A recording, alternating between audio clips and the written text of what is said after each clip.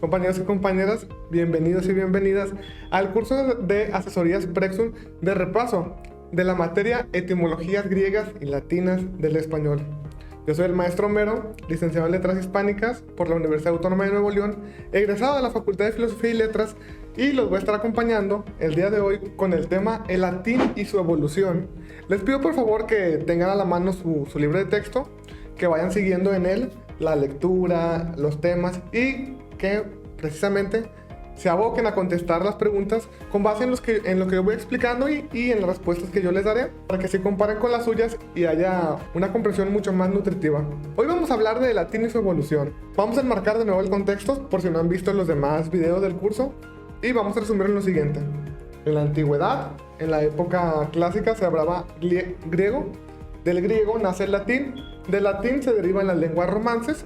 Entre ellas está el español. Entonces, la mayoría de nuestras palabras vienen del latín y del griego. ¿Ok?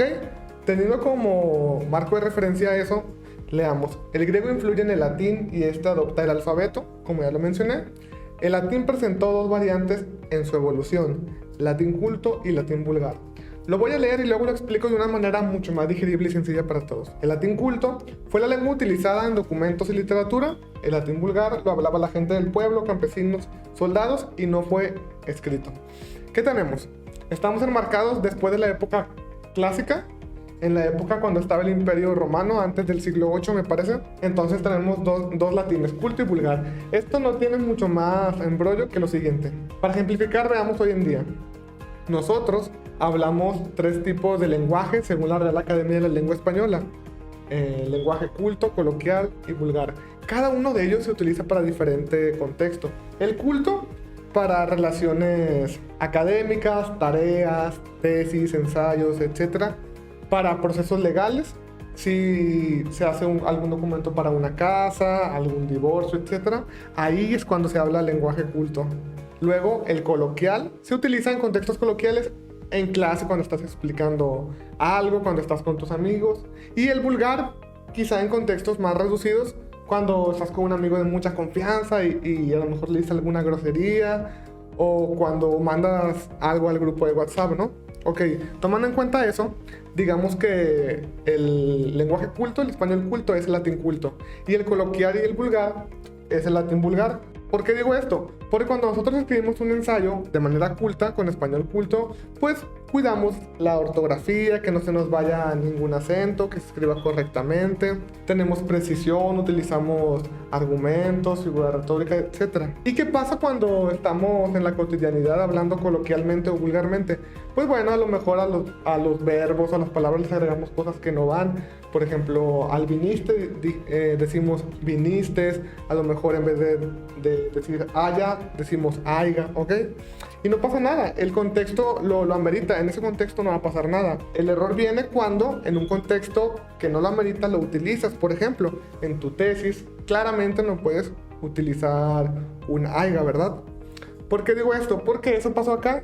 El latín culto se hacía en documentos, literatura, la gente que escribía no podía equivocarse, y la gente que hablaba latín vulgar, el pueblo, pues hablaba, digamos que como nosotros decimos, aiga, tenía esos errores entre comillas, que en realidad no son errores, simplemente es el contexto. Y bueno, ese latín, el que hablaba la gente, es el que permaneció. De este latín hablado es del que viene nuestro queridísimo español. Si lo quieren ver así, es como si nosotros decimos aiga coloquialmente, aunque se diga haya, y pasan muchos años, 100, 200 años, y de repente, porque siempre lo decimos, se queda así y nace un nuevo idioma en el que ya sea aiga.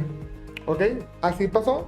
Del latín vulgar se empezó así, a pesar de que esto era como que tenía como que errores en relación al culto, pasó al español y así pasó a nosotros, ¿ok? Tomando como marco esto, ustedes pueden ver la siguiente lectura de Rousseau, Diferencia General y Local en el Origen de las Lenguas, y por favor léanla. Yo la voy a leer porque es muy extensa, pero con base en ella, aboquémonos a las siguientes preguntas.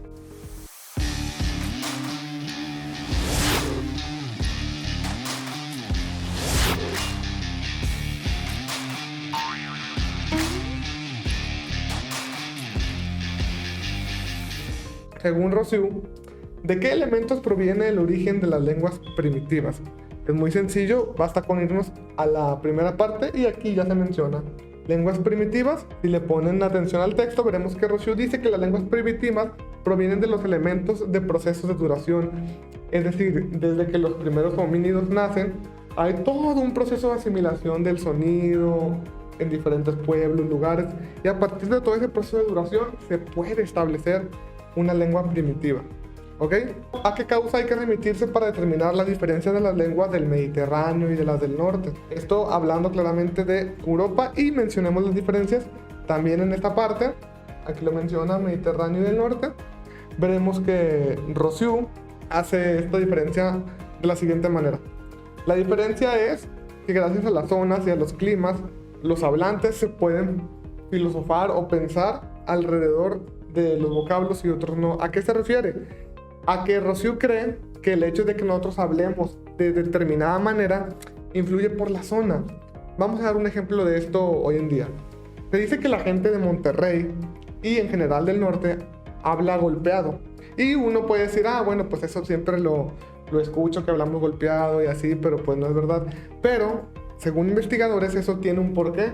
Y la respuesta es que aquí en el norte del país, desde la época prehispánica, con los mayas, los aztecas y todos ellos, esta zona, la zona del norte, era muy árida. Entonces se dice que por eso, por esas condiciones, las personas que vivían en ese entonces comenzaron a hacerse más rudas, más bruscas en relación, y se dice que eso afectó en su lenguaje. Por eso hoy en día hablamos tan golpeado. ¿Ok? Eso mismo es lo que nos dice aquí la respuesta, que gracias a las zonas las personas pueden hablar de diferente manera. Luego nos dice qué explicación ofrece Rousseau acerca de los seres humanos y su relación con los climas, que es justamente esto que acabo de explicar. Según el autor, el hacer con diferentes climas afecta al ser humano a tal grado de que habla diferente. Como el ejemplo que les acabo de mencionar es lo que dice Rousseau en el texto que está en su libro. Ok, según Rousseau, los europeos solo muestran lo que sucede a su alrededor al momento de estudiar el origen de las cosas. ¿De qué manera para el autor ha sido realmente el origen de las cosas? Basta con leer la parte final del texto, y el autor cree que todas las cosas surgen de los países calidad del frío y viceversa. Es decir, él sigue creyendo que todo importa de dónde naciste. Si naciste en tal parte, vas a hablar de esta manera. Si naciste en otra parte, vas a hablar de otra manera. Yo creo que sí comparto esa idea de que somos presas de nuestro contexto. Es decir, si nacemos aquí en Monterrey, vamos a ser presas de cómo se habla, de cómo escuchamos a nuestro papá, a nuestra mamá, etc. Y eso sí va a influir en la manera en que nos expresamos. Entonces creo que Rousseau tiene mucha razón. Y finalmente, ¿a qué acción se refiere Rousseau? Acción y reacción. Debe de ser natural y debe de fluir todo. Acción y reacción en relación al lenguaje. ¿De qué manera se debe de aprender y canalizar ese contexto en el que nacimos, esos climas, esa parte en la que estamos? Se debe de fluir de manera natural, y así es como debe de ir surgiendo. Es decir, no debe de ser obligado, ni mucho menos.